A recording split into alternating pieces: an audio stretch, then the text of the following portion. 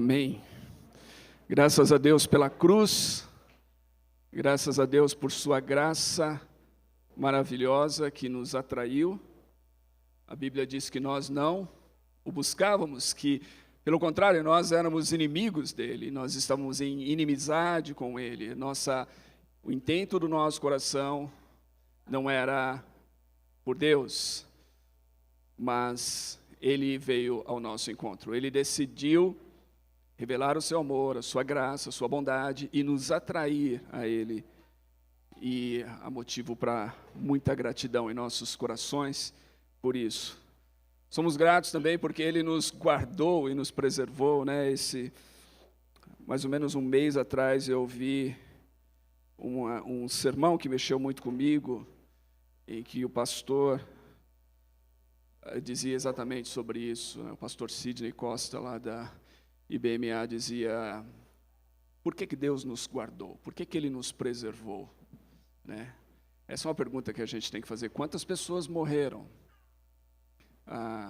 em nosso país, ao redor do mundo, e nós somos preservados, nós estamos aqui? Qual é o motivo?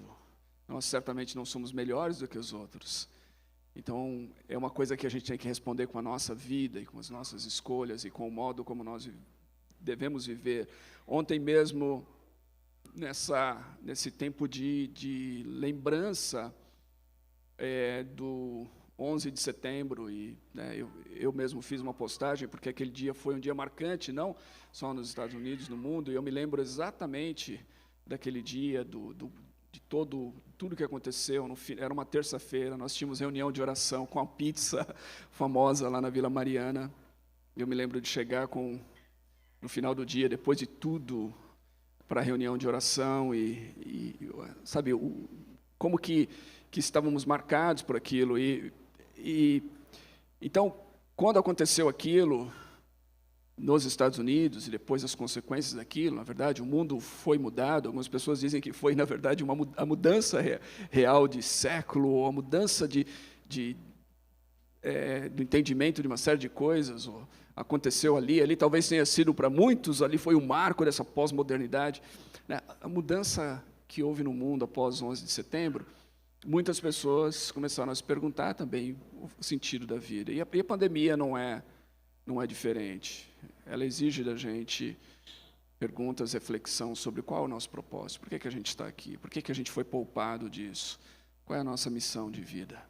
E a gente está olhando nesse mês, então, o livro de Apocalipse. Começou na semana passada, com uma excelente introdução que o Caetano fez. Eu quero dizer que se você não ouviu, não viu, né, não estava aqui ou não assistiu pela transmissão, eu encorajo você a ir lá no canal do YouTube, ou então em um dos nossos canais de podcast, e ouvir o sermão da semana passada, porque foi uma excelente introdução, não só a essa série, mas a todo o livro de Apocalipse, que é um livro que muitas pessoas têm dificuldade, e não é estranho que elas tenham dificuldade, porque, de fato, é um livro que não é tão fácil de se entender.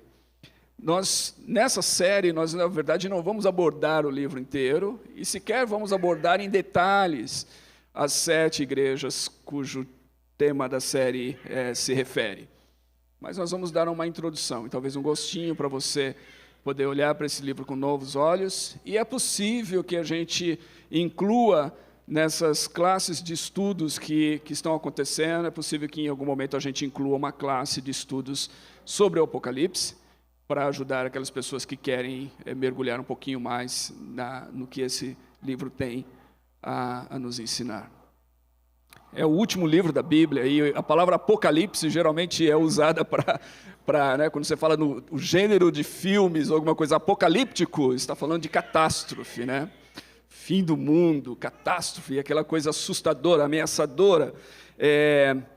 Mas, como nós fomos lembrados na semana passada pelo Caetano, a palavra Apocalipse, ela tem um sentido de revelação, que é justamente como aparece aqui na NVI, revelação de Jesus Cristo. O nome vem dessa palavra, Apocalipse, que é a revelação, é abrir o véu, é dar, né, é desvelar, tirar o véu, é dar uma visão que estava oculta, mas que agora é revelada, é mostrada, de uma outra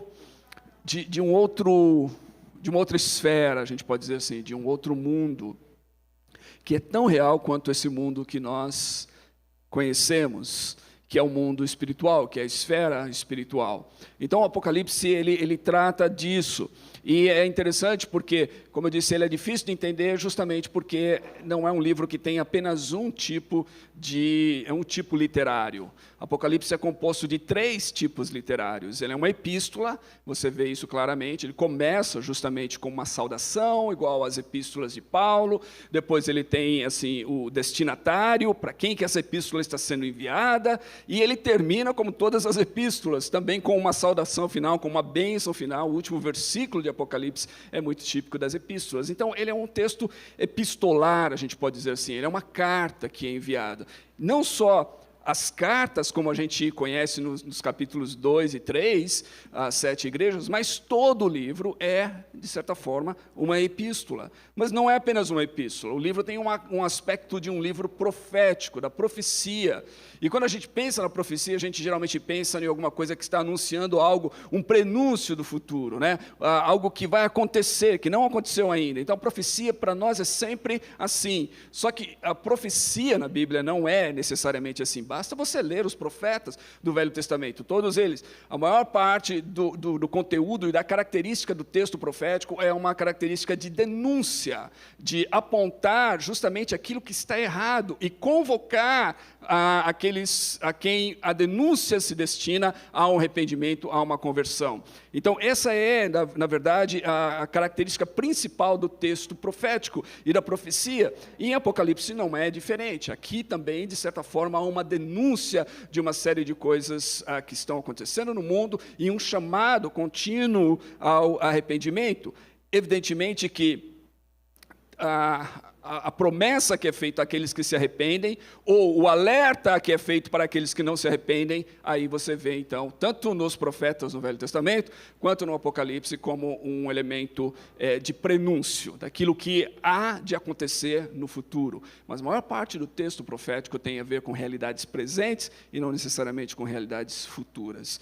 E a outra coisa é que o Apocalipse é uma literatura, aí sim, apocalíptica. Esse é um tipo literário que existiu durante 400 anos, mais ou menos, 200 anos antes de Cristo, 200 anos depois de Cristo. Tem vários textos que foram compostos com esse mesmo tipo literário dentro do judaísmo, e que eles são marcados justamente por visões de seres angelicais, celestiais, uma série de coisas como a gente vê aqui no texto de Apocalipse. Então, por causa disso, o livro não é tão fácil de se entender assim. Muitas pessoas acabam lendo e acabam ficando assustadas, amedrontadas, ou acabam ficando em dúvidas em relação a esse texto. Mas é uma revelação de Jesus Cristo. O principal desse livro é o que diz logo no seu início, revelação de Jesus Cristo.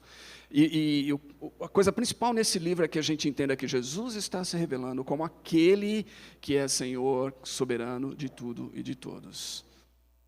O início e o fim, o alfa e o ômega. E como a gente ouviu, inclusive na semana passada, ele faz isso justamente para aquelas igrejas que estavam passando por um período de perseguição e sofrimento sob o Império Romano. E por volta do ano 90, mais ou menos, o ano 100, entre 90 e ano 100, quando esse livro foi escrito e quando ele se espalhou entre aquelas igrejas da Ásia, a igreja estava passando por aquela que seria a segunda grande perseguição do Império Romano. A primeira delas veio entre o ano 66 e 70, mais ou menos, sob Nero, e a segunda grande perseguição veio debaixo de Diocleciano. E é esse o período, então, é uma perseguição ferrenha contra os cristãos. Então, parte do propósito desse livro é ao revelar Jesus Cristo como Senhor soberano, aquele que tem as chaves da morte e do inferno, que é o alfa e o ômega, é justamente encorajar esses cristãos que estão tendo que lidar justamente com essa perseguição debaixo do império. E isso, né, eu estou aqui, de certa forma, até recapitulando aquilo que a gente já viu, para entrar naquilo que é o nosso foco hoje, que são as 7 igrejas. Porque o livro, como eu disse, ele é destinado a essas igrejas. Ele é destinado a 7 igrejas que estão na província da Ásia, de acordo com o versículo 4 do capítulo 1. Aqui está o destino do livro. João, há 7 igrejas da província da Ásia. Essas 7 igrejas depois são mencionadas por nome de suas cidades, no versículo 11, Éfeso, Esmirna, Pérgamo, Tiátira, Sardes, Filadélfia e Laodiceia. Sendo que, possivelmente, a primeira e a última são as mais conhecidas por nós, cristãos. A igreja de Laodiceia é geralmente mencionada, talvez em muitos sermões, como aquela igreja em que o Senhor está chamando de morna, né, que não é quente e nem fria. E a igreja de Éfeso é muito lembrada por sua característica daquela igreja que perdeu o primeiro amor. Então, são essas igrejas. E é interessante quando a gente olha para as 7 igrejas, porque elas são representadas na visão apocalíptica, na visão de João, elas são representadas por candelabros. Diz que, no versículo 12, voltei-me para ver quem falava comigo, voltando-me vi 7 candelabros de ouro, e entre os candelabros alguém semelhante ao Filho do Homem, e aí depois tem essa visão arrebatadora do Filho do Homem, que para muitos é assustadora, mas é essa, né, figurada desse Senhor soberano que aparece. Ele está entre os 7 candelabros que João viu. E mais adiante, então, a gente vai encontrar que o texto revela, no finalzinho do capítulo 1, o que são esses 7 candelabros. Diz assim: este é o mistério das 7 estrelas que você viu em minha mão direita e dos 7 candelabros. As 7 estrelas são os anjos das 7 igrejas e os 7 candelabros são as 7 igrejas. Há muita discussão entre os estudiosos de Apocalipse de quem seriam, na verdade, esses anjos das 7 igrejas. De um aspecto exegético dentro do livro, muitos vão sustentar que esses anjos são anjos de fato, são seres espirituais, e que cada igreja, então, teria um anjo encarregado pela igreja. Por quê? Porque no livro inteiro a palavra anjo é sempre usada com esse aspecto de seres angélicos, de seres celestiais. Ela nunca é usada no sentido de um representante humano, de um mensageiro humano. Então, exegeticamente, a maioria dos comentaristas desse livro vão dizer assim, que é muito provável que se refira a seres angelicais. Outros comentaristas vão dizer assim, que muito embora no texto de Apocalipse essa palavra não está, ela é usada para seres celestiais e angelicais, de fato, ela também é usada em outras partes do Novo Testamento, nos Evangelhos, inclusive, para se referir a pessoas humanas, a mensageiros humanos. Então, eles vão dizer que esses mensageiros, esses anjos, são os pastores dessas igrejas. Bom, a verdade é o seguinte: não importa se é um ou é outro, não vai fazer diferença nenhuma na leitura do livro. Nenhuma, absoluta. Então, você pode escolher a sua preferida, mas isso não vai mudar em nada o desenvolvimento desse livro, e por isso essa não é uma grande questão que divide aí grandemente os cristãos e os comentaristas do texto de Apocalipse, porque realmente não importa. Agora, o que importa para nós é o que vem depois. Os 7 candelabros são as 7 igrejas. Isso é o que importa, e aí é onde a gente vai entrar. É interessante que as igrejas são reveladas aqui como 7 candelabros. O Senhor é aquele que está entre os 7 candelabros, né, entre eles, e que anda entre eles. No versículo 1 do capítulo 2 diz: essas são as palavras daquele que tem as 7 estrelas em sua mão direita e anda entre os 7 candelabros de ouro. Então, as igrejas são vistas como candelabros de ouro. Isso é importante para nós pelo seguinte aspecto: candelabros são luminárias. candelabros tinham um propósito de iluminar, de trazer luz a um ambiente de trevas e de escuridão. Candelabros representam a luz. E isso tem muito a ver com aquilo que o Senhor Jesus disse e aquilo que a gente encontra no Novo Testamento sobre a igreja. Primeiro porque a igreja é o corpo, como Paulo disse, do Senhor Jesus, daquele que diz, eu sou a luz do mundo. E que disse para os seus discípulos no finalzinho do capítulo 5 do Sermão do Monte, de que eles, seus seguidores, seus discípulos, são a luz do mundo. Olha só, Jesus é a luz do mundo e ele diz para os seus seguidores, vocês são a luz do mundo. Por quê? Porque ao seguirem Jesus, porque ao caminharem com Jesus, ao estarem unidos a Jesus, eles passam agora a refletir a luz de Jesus ao mundo. E Jesus disse a eles então que eles deveriam deixar essa luz brilhar à vista de todos os homens. A igreja, vista em João como um candelabro, é luz para esse mundo. E ela deve brilhar no meio das trevas, ela deve brilhar no meio da escuridão. Ela deve brilhar de tal maneira que as suas obras sejam vistas pelos homens, as suas boas obras. Essa é a forma como a luz brilha nas trevas, através das boas obras dessa comunidade chamada igreja, a fim de que os homens possam ver e glorificar a Deus. E a gente vai encontrar essa imagem sendo repetida muitas vezes. Eu vou citar algumas delas aqui para não ser exaustivo, mas muitas vezes a gente vai encontrar ela sendo repetida nas páginas do Novo Testamento. Por exemplo, em Efésios capítulo 5, Paulo vai dizer assim, porque outrora vocês eram trevas, mas agora são luz no Senhor, nessa comunhão com o Senhor, unidos a Ele, vocês são luz. Ou seja, antes de Cristo, sem Cristo, nós vivíamos em trevas. É isso que Mateus vai falar sobre Jesus. Quando Jesus começa o seu ministério, ele vai dizer que o povo que vivia nas trevas viu uma grande luz, e sobre aqueles que viviam na região da sombra da morte, resplandeceu-lhes a luz. A condição do homem sem Deus, a condição do ser humano sem Deus é uma condição de trevas.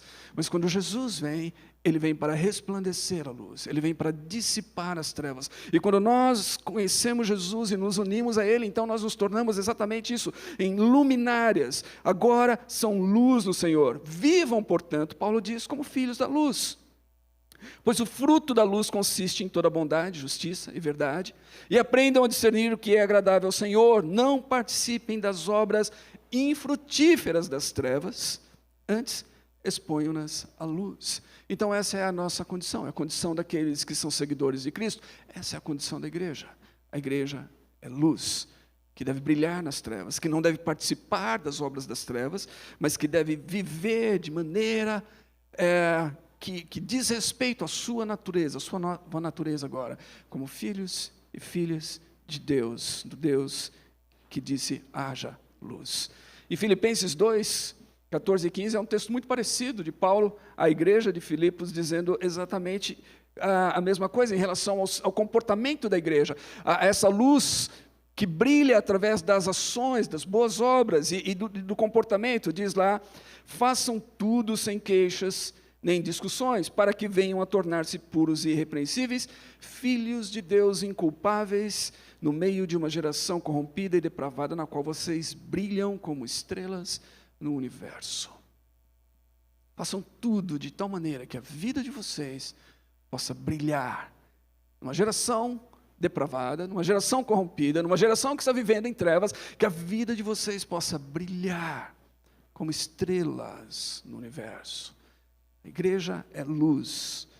A igreja deve brilhar nas trevas. 1 Pedro 2,9, texto também tremendamente conhecido, Pedro diz assim, vocês, porém, são geração eleita, sacerdócio real, nação santa, povo escolhido de Deus, para anunciar as grandezas daquele que o chamou das trevas para a sua maravilhosa luz. Em Colossenses, Paulo diz que ele nos transportou do império das trevas para o reino do Filho do seu amor, no qual nós temos a remissão dos nossos pecados.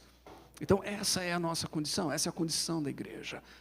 Como luz, como um luzeiro brilhando nesse mundo. É assim que a igreja deve viver. E a pergunta para nós muitas vezes é, será que a igreja tem sido luz? Será que nós temos sido luz?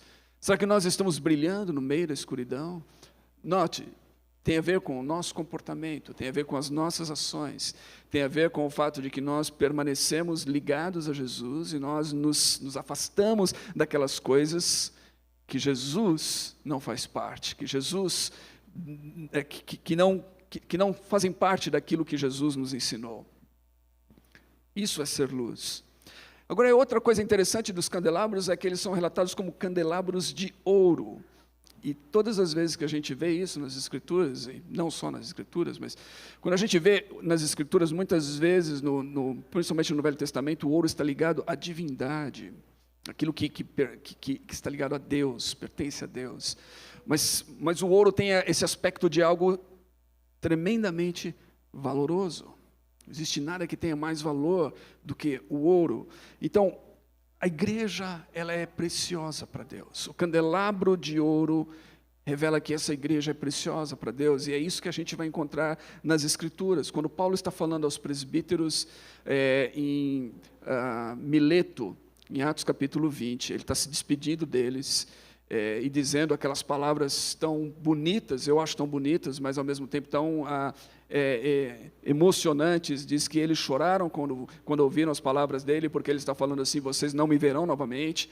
Paulo está se despedindo dessas pessoas, ele sabe que o seu destino dali para frente é um destino onde ele vai ser preso, depois ele vai para Roma, onde eventualmente ele vai morrer, e ele está então dirigindo-se a esses homens que ele havia escolhido para cuidarem da igreja e das igrejas.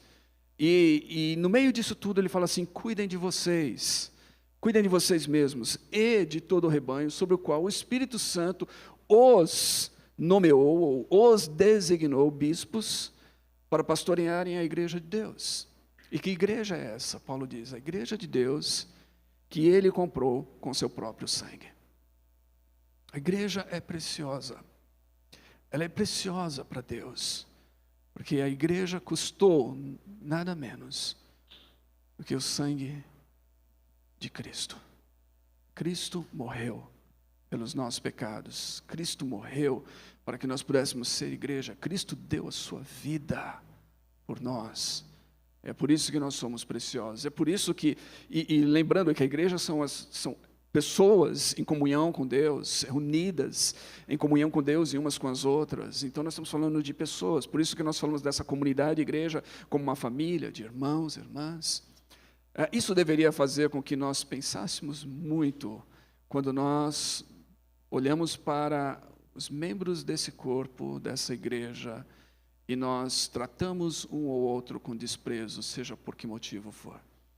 E, infelizmente, nós vivemos num mundo tão fragmentado, um mundo tão polarizado, um mundo tão difícil, as pessoas estão tão divididas em torno, muitas vezes, inclusive de política, que muitas pessoas são tentadas, e muitas acabam fazendo isso, acabam tratando o seu irmão, a sua irmã, que foi comprado pelo sangue precioso de Cristo, acabam tratando essa pessoa com desprezo, ou então, pior ainda, rompem os relacionamentos.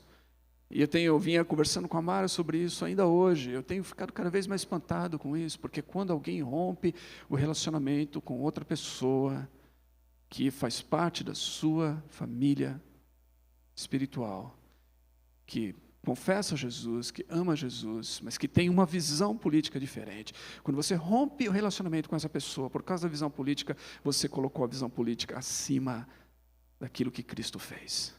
E isso é uma tragédia para mim, em termos de... Isso significa você não entendeu absolutamente nada daquilo que Cristo fez, do Evangelho, ou você, pior ainda, se você entendeu, mas você está pisando nesse sacrifício de Cristo, você está desprezando isso e elevando algo que é completamente humano e falho e inclusive passageiro acima disso.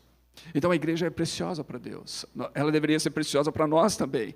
A igreja é um candelabro de ouro na visão de Apocalipse. Em Efésios fala que a igreja é tão preciosa que Cristo entregou a sua vida por ela. Efésios capítulo 5, nós conhecemos aquele texto. Paulo está falando ali sobre a relação de maridos e esposas. Ele está dizendo que os maridos devem amar as suas esposas como Cristo amou a sua igreja, e Ele entregou a si mesmo por ela. Ele derramou a sua vida pela igreja. A igreja é um candelabro de ouro. A igreja é luz, e a igreja, ela é preciosa para Deus.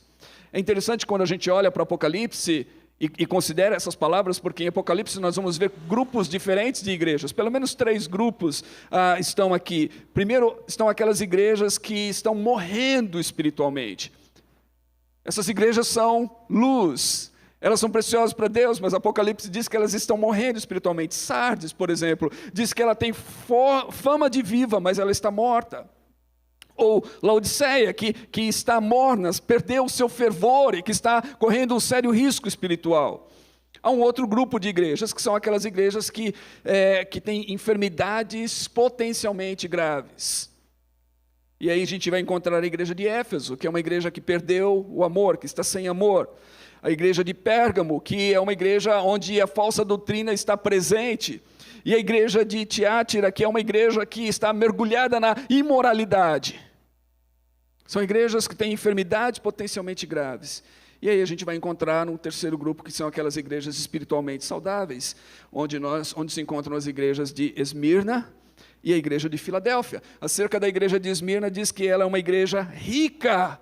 Jesus diz, vocês são ricos. Mas antes de dizer isso a eles, ele diz assim, eu sei da pobreza de vocês, e eu sei da aflição pela qual vocês estão passando. Note, essa é uma igreja que está passando por problemas, sofrimentos, profunda aflição, e essa é uma igreja pobre materialmente, mas Jesus diz, vocês são ricos. Muitas vezes é importante a gente lembrar disso. Jesus não olha para a igreja como nós olhamos. A igreja de Sardes tinha fama de ser uma igreja avivada. Todo mundo olhava para aquela igreja e dizia assim, nossa, essa igreja é demais, é incrível, é uma igreja avivada. Jesus diz assim, vocês estão mortos. A igreja de Esmirna era uma igreja onde as pessoas passavam por tribulações, problemas, aflições, e eram pobres, materialmente pobres, não tinham recursos, poucos recursos, mas Jesus diz, vocês são ricos. A igreja de Filadélfia é uma igreja que tem pouca força, não é uma igreja muito forte, diz que é uma igreja com pouca força, mas que guardou a palavra e não negou o nome de Jesus. Mesmo sendo fraca, ela permaneceu firme. Ela guardou a palavra e não negou o nome de Jesus. E essas então são igrejas espiritualmente saudáveis. É importante a gente notar isso, porque quando a gente olha essas igrejas, a gente vai ver que nem todas elas são iguais, mas todas elas são vistas no livro de Apocalipse como candelabros de ouro. E o Senhor anda no meio delas. É importante nós nos lembrarmos disso. A igreja é noiva de Cristo, a igreja é corpo de Cristo, a igreja é preciosa para Deus, mesmo quando ela está enferma, mesmo quando ela está à beira da morte, mesmo quando ela é fraca, mesmo quando há no seu meio pessoas que estão mergulhadas em condições que desagradam a Deus, como a gente vê no texto aqui de algumas dessas igrejas, ainda assim, o texto de Apocalipse nos lembra que a igreja é candelabro de ouro. E só lembrando que foi mencionado na semana passada na introdução, apesar de falar de 7 igrejas aqui, e eram 7 igrejas de fato que existiam naqueles dias, igrejas reais, naquelas cidades, o texto ele tem ao propósito de representar todas as igrejas de Cristo ao longo de toda a história. Inclusive as igrejas que estão presentes no mundo hoje. As igrejas que nós conhecemos, as igrejas que nós ouvimos falar a respeito. As igrejas acerca das quais muitas vezes nós estamos criticando de maneira impiedosa. Nós deveríamos guardar as nossas palavras quando nós falamos acerca da igreja. Porque a igreja, ela é noiva de Cristo, ela é preciosa para Deus. Todas as igrejas, todas elas são preciosas para Deus, não importa qual seja a sua condição. Outra coisa que eu já mencionei aqui é essa ideia de que Jesus anda no meio das igrejas, né? Jesus está presente. Jesus está presente mesmo no meio daquela igreja que é fraca. Jesus está presente mesmo no meio daquela igreja que há no seu meio pessoas mergulhadas na imoralidade. Jesus está presente lá. É interessante que acerca de algumas dessas igrejas, Jesus vai falar assim: mas há alguns entre vocês, entre vós, alguns no meio da igreja que não contaminaram as suas vestes. Sempre tem no meio de cada igreja, mesmo naquela igreja que está bastante desviada dos propósitos de Deus, sempre tem um remanescente fiel. Sempre há pessoas ali que não se desviaram, sempre há pessoas ali cujo coração está voltado para Deus e que estão clamando a Deus. Nós não conhecemos, por isso muitas vezes nossas críticas são ácidas e duras, mas Deus conhece. E é por isso que nós deveríamos refrear a nossa língua, muitas vezes quando nós criticamos a igreja, porque sempre Deus tem pessoas que temem a Ele, que não se contaminaram, que estão buscando viver de maneira digna do seu nome. Jesus está presente na igreja, Jesus está andando. Essa é a promessa que Ele fez em Mateus capítulo 28, versículo 20. Último versículo de Mateus 28, aquela passagem que a gente refletiu, inclusive, há pouco tempo aqui, da grande comissão, onde ele diz: e eis que estou convosco todos os dias, até a consumação dos séculos. Ele não mudou a sua palavra, ele não voltou atrás, a sua promessa permanece a mesma. Ele está presente na sua igreja, ele está com a sua igreja. Você vai dizer: não, mas ele está falando para os seus discípulos ali. Na verdade, ele está falando para os seus discípulos que gerariam novos discípulos e novos discípulos até chegar a nós que somos discípulos. Jesus está falando para a sua igreja ali. A igreja que seria fruto do ministério fiel de espalhar a mensagem daqueles primeiros seguidores, daqueles primeiros discípulos. Jesus está falando acerca da igreja. Tem um pregador que já morreu, era um pregador nos Estados Unidos chamado John Miller.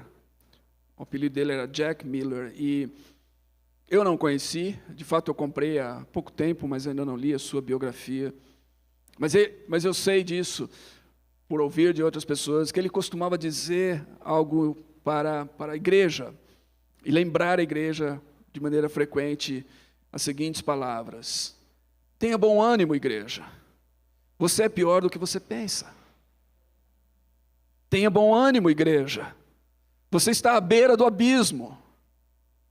Não se desespere, não temas, a graça está perto. Não se desespere, não temas, a graça está perto. E essa é a verdade acerca de nós, essa é a verdade acerca de toda a igreja do Senhor. Nós pensamos que nós somos às vezes bons ou melhores que outros, e o Senhor está dizendo: você é pior do que você pensa. Mas eu estou com vocês. A graça está perto. Ele está mandando a mensagem, a palavra para nos corrigir. Ele está nos chamando ao arrependimento. Ele está tentando fazer com que a gente acorde, desperte, com que sejamos de fato vivos, com que voltemos ao primeiro amor, com que sejamos fervorosos. Ele está presente. Ele não abandonou sua igreja. Tenha bom ânimo, igreja. Ele está presente. E Ele conhece a igreja como ninguém. É interessante quantas vezes a gente vai ver nessas epístolas essa expressão: conheço as suas obras. Sei onde você está, sei o que você tem feito. Ele conhece a igreja, Ele nos conhece melhor do que nós conhecemos a nós mesmos. Ele conhece cada um de nós aqui. Eu estava na reunião de oração ao meio-dia, esses dias, falando que essa é uma verdade de uma consolação assombrosa, né? Ela traz um consolo e um conforto tremendo para nós, porque Jesus conhece quem nós somos. Ele conhece, nós não estamos sozinhos, nós não estamos abandonados, nós não estamos esquecidos. Ele conhece quem nós somos. Isso deveria nos trazer um tremendo conforto e consolo. Ao mesmo tempo é um assombro, porque Ele conhece quem somos. Ele conhece o nosso coração. Nós podemos enganar as pessoas, mas nós não podemos enganar a Ele que sonda os corações. O texto diz aqui, numa das igrejas, ele fala assim: aquele que sonda os corações e as intenções. Ele conhece o nosso interior. Ele vê o que ninguém vê, as coisas boas e as coisas más, Ele conhece. Jesus conhece a sua igreja, Jesus conhece tudo acerca da sua igreja. Às vezes a gente, em um determinado momento da nossa história, da nossa jornada cristã, a gente se frustra com alguma coisa, a gente é tentado a ir para o Senhor e falar: Senhor, o Senhor não está vendo isso? O Senhor está vendo isso, o Senhor vê melhor do que nós. O Senhor vê mais profundo do que nós. Ele é aquele que tem os seus olhos na visão de Apocalipse, que são como fogo, chamas de fogo. Ele vê mais profundamente do que você e eu. Ele conhece. Não existe nada acerca da igreja, acerca das nossas vidas, que Ele não saiba. Jesus conhece tudo acerca da igreja. Ainda assim, novamente, mesmo conhecendo tudo, Ele chama essa igreja como um candelabro de ouro. João diz que essas igrejas são preciosas, que essas igrejas são luz. E eu vou dizer para você uma coisa: mesmo a igreja mais fraca, nesse mundo de trevas, ainda é capaz de brilhar.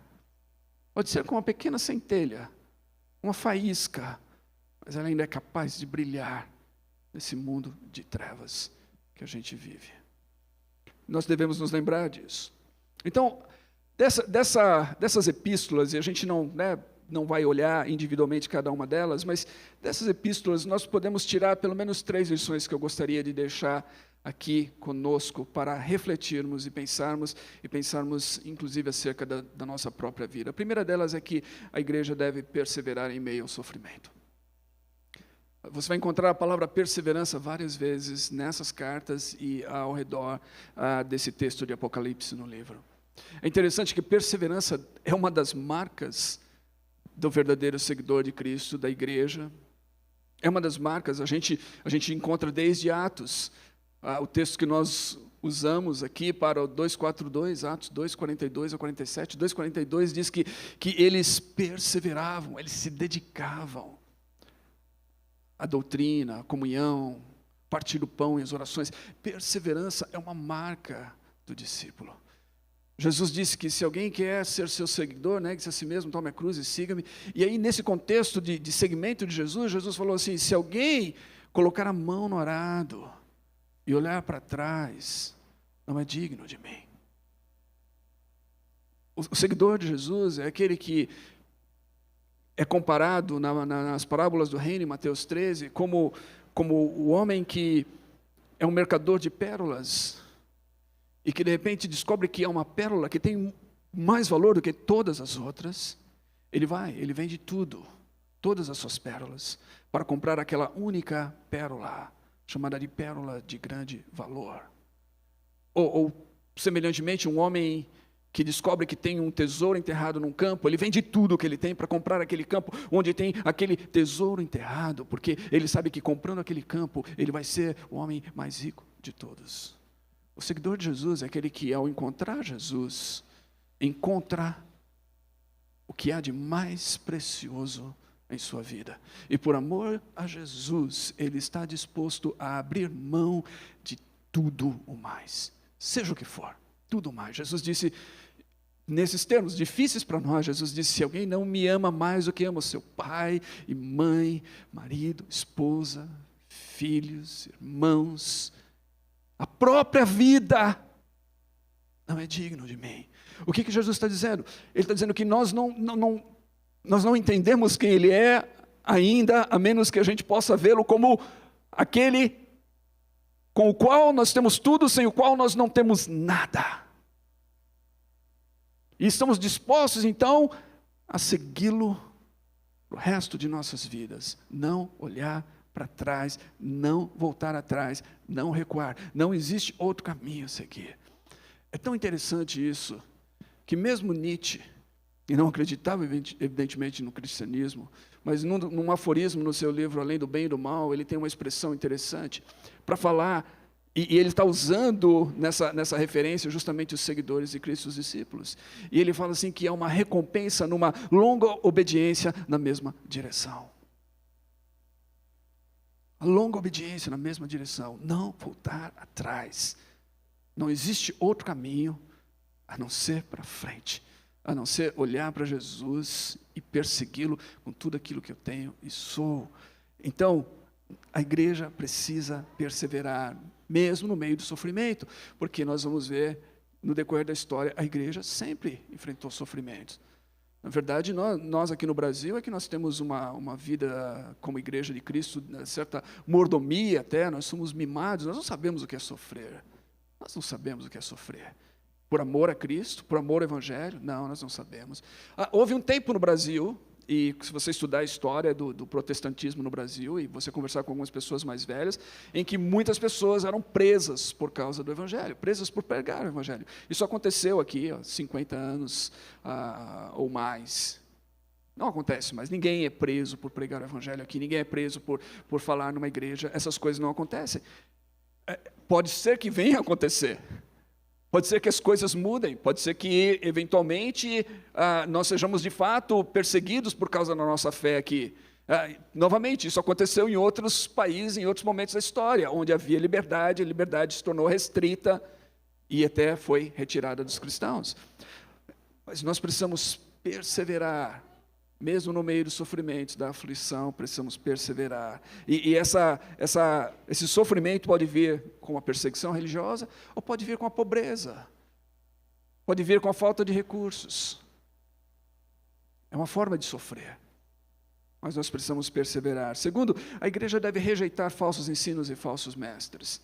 Falsos ensinos e falsos mestres sempre existiram na história da igreja. Sempre estiveram, como Paulo diz assim, Paulo naquele discurso aos presbíteros em Mileto, em capítulo 20 de Atos, que eu citei há pouco, ele diz assim, eu sei que depois da minha partida aparecerão lobos vorazes que não pouparão o rebanho. Paulo está alertando aqueles presbíteros que o rebanho de Deus, que a igreja de Deus corria sérios riscos, sempre houve falsos ensinos e falsos mestres. Boa parte das epístolas do Novo Testamento foram escritas para combater falsos ensinos e falsos mestres. E é que a gente vai encontrar nessas cartas às igrejas aqui, esses falsos apóstolos, que Paulo fala que dizem apóstolos, mas que não são. Ele fala dos nicolaítas, ele fala daqueles que seguiram o caminho de Balaão, ele fala sobre aqueles que estavam sendo seduzidos por Jezabel. Essas imagens, evidentemente, não é o Balaão das Escrituras, nem Jezabel das Escrituras do texto histórico, mas são imagens das Escrituras que Jesus está usando aqui nessas cartas para falar do que estava acontecendo com aquelas igrejas, sendo levadas, guiadas pelo engano. Engano que desviavam do caminho de Deus e muitas vezes engano que levavam esses seguidores a práticas de imoralidade. É interessante porque quando nós lemos a história e entendemos um pouco do mundo greco-romano naquela época, naqueles séculos da vinda de Jesus, do nascimento da igreja, naqueles primeiros séculos, a gente vai encontrar um mundo onde a imoralidade era algo assustador, era algo espantoso. Eu já li alguns textos, eu confesso a vocês que, às vezes, me embrulha o estômago de ler algumas das coisas que eram praticadas naquela época e que eram praticadas como coisas normais. A imoralidade. A gente pensa que a gente vive num mundo imoral. Eu vou dizer para você, o que a gente tem hoje aqui não se compara ao que era no período greco-romano em termos de imoralidade. Era algo terrível. E Jesus chama pessoas para seguirem a Ele, para terem um novo estilo de vida, para viverem de maneira diferente. É por isso que Paulo, nas suas cartas, vai muitas vezes falar sobre essa questão da imoralidade.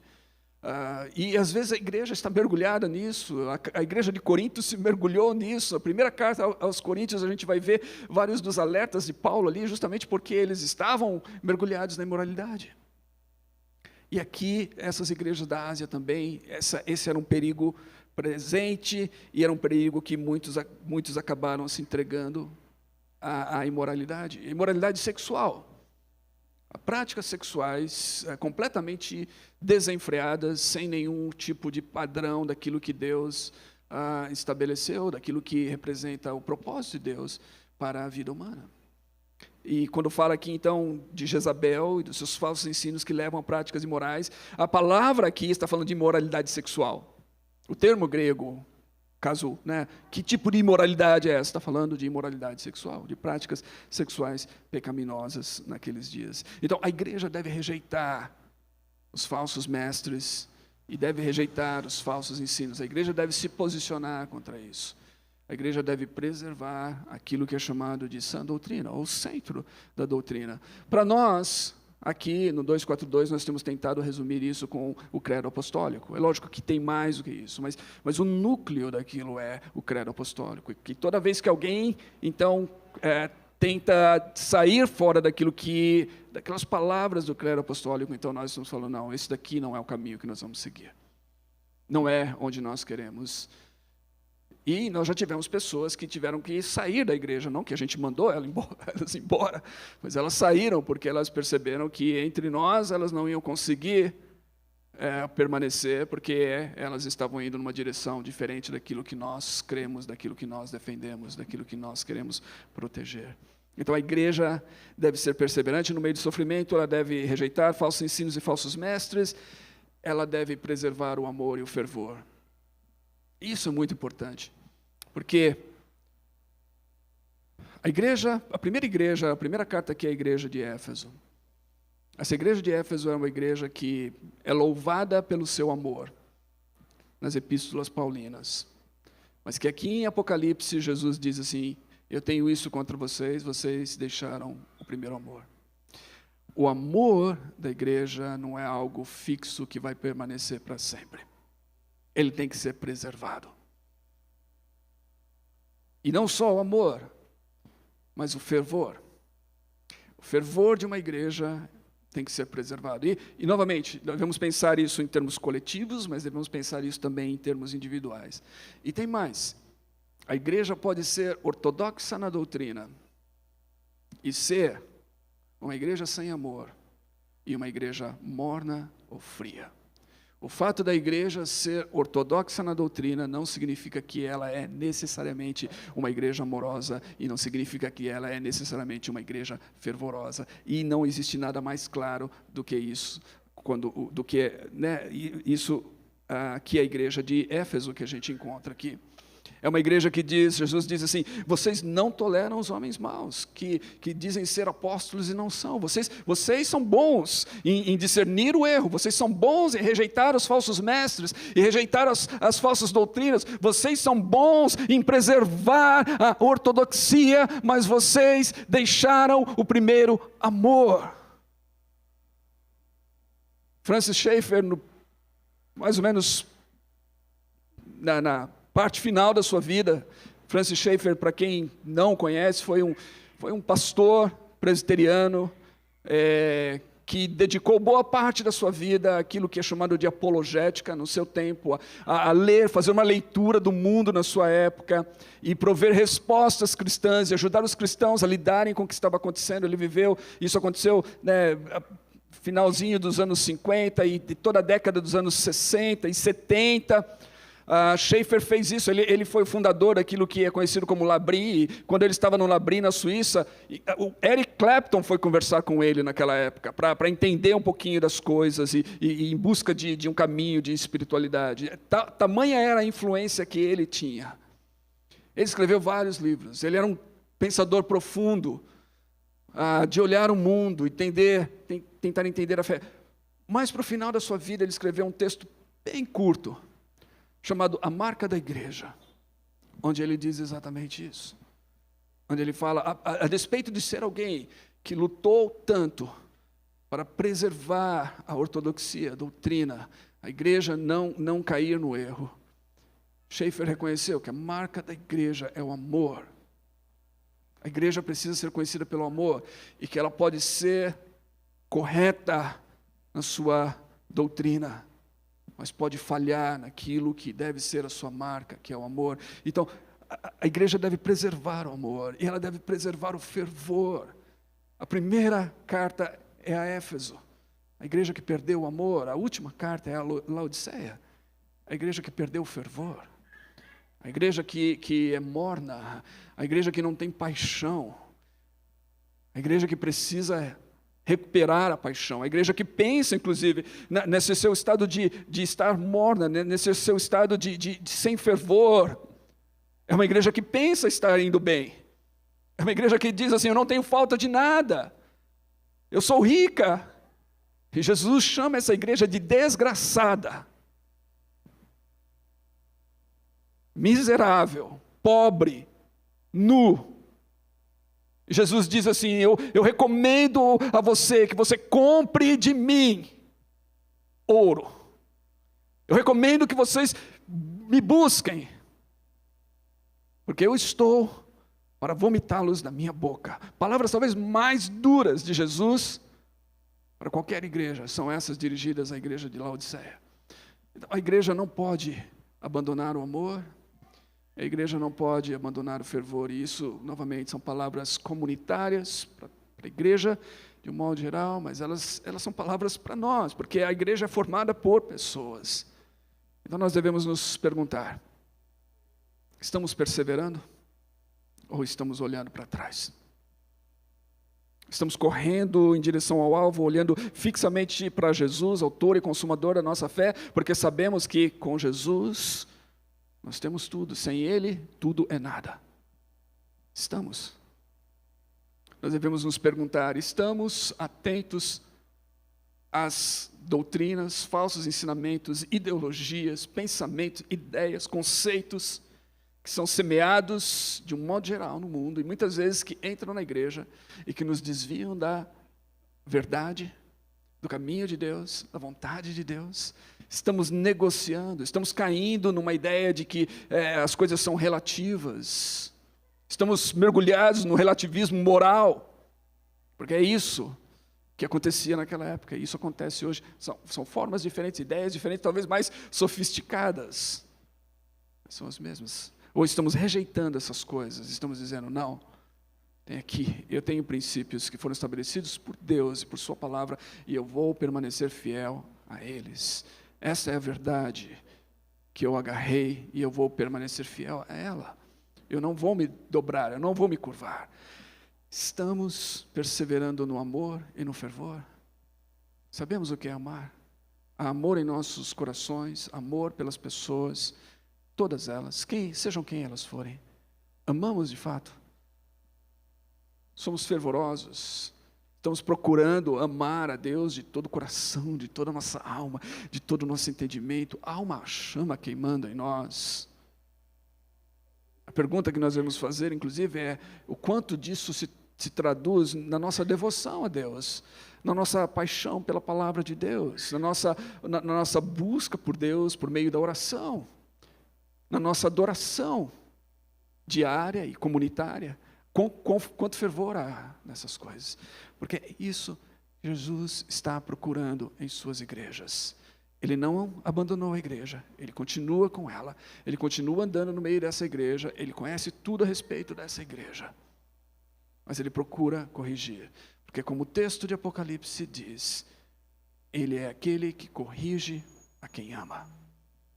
E ele fala conosco, não porque ele não gosta de nós, ou ele está contra nós, ele fala conosco, porque ele quer que nós sejamos aquilo que ele planejou que nós fôssemos. Que sejamos luz, que possamos brilhar, que a nossa luz possa mostrar ao mundo quem é o nosso Deus. Que os homens possam olhar para nós e ainda, como diz Pedro, ainda que eles venham nos acusar de coisas que nós não praticamos, eles vão glorificar ao nosso Pai pelas coisas que nós fazemos, pelas nossas boas obras, pela nossa boa conduta. Que Deus nos ajude a viver assim. Tem bom ânimo, igreja.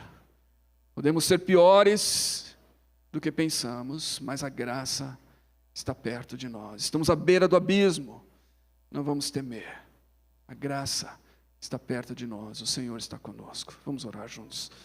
Senhor, eu oro por meus irmãos e irmãs, por tua igreja aqui, pela igreja que está assistindo em casa, por todos aqueles que estão conectados com o Senhor, através dessa igreja local, Projeto 242, através da tua igreja, que não está limitada a essa igreja local, mas que é muito maior, do que esta igreja.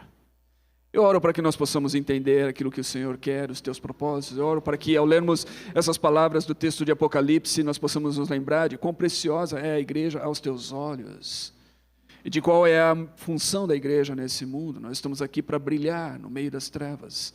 Nós vivemos em um mundo cada vez mais mergulhado na escuridão, Senhor. As coisas são espantosas de muitas maneiras, mas a nossa função é justamente brilhar.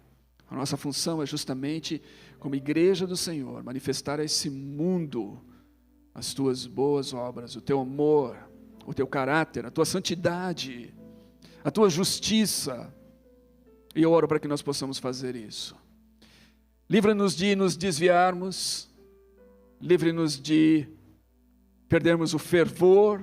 Muito pelo contrário, eu oro, Senhor, acenda esse fervor em nós. Se há entre nós aqueles que estão mornos, que o Senhor possa acender o fogo de novo, que o Senhor possa iluminar os nossos corações, que a nossa paixão possa queimar e arder forte pelo Senhor, pela Tua palavra, pela Tua missão nesse mundo. E Deus, livra-nos de abandonar o amor,